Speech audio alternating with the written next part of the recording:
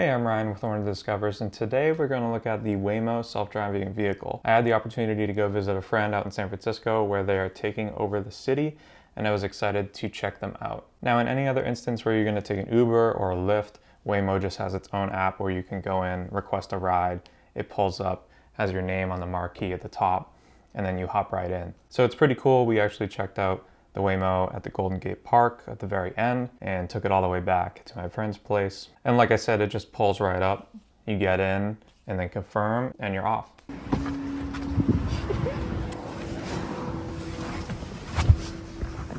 Nobody's here. So you can do that from the back? Yeah. Heading to Dandelion Chocolate. Please make sure your seatbelt is fastened. For any questions, press the call support button to speak with a rider support agent. That's nuts. So currently in the Waymo with my friend Dave. Nobody's driving. Enjoying a ride through Golden Gate Park. You got the custom GUI for the heads-up display here. You can change the music. You can ask it to pull over, talk to support. And just chilling in here. And there's also a screen in the back.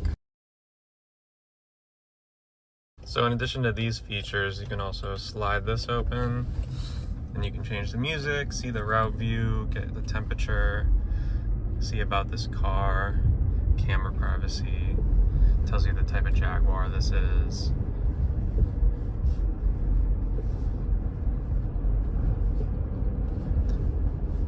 You got different music to listen to here. And we were just talking about the fact that who knows when the Waymo actually goes home, because it only has 64 miles left. And this route is a little bit of a drive, but definitely not like 64 miles. So I wonder if it'll go home after this route. Overall, I was really impressed with the driving capability. It did a variety of situations really well while we were there in the daytime, at night, in the rain. It did have a few mishaps in the rain and at night, which is slightly understandable, but just a little bit concerning.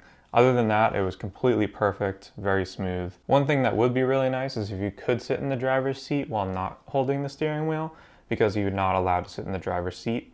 But that would be great because then you could fit a full 5 people without a driver. So overall, it was a really cool experience. I'm excited to get them in Boston.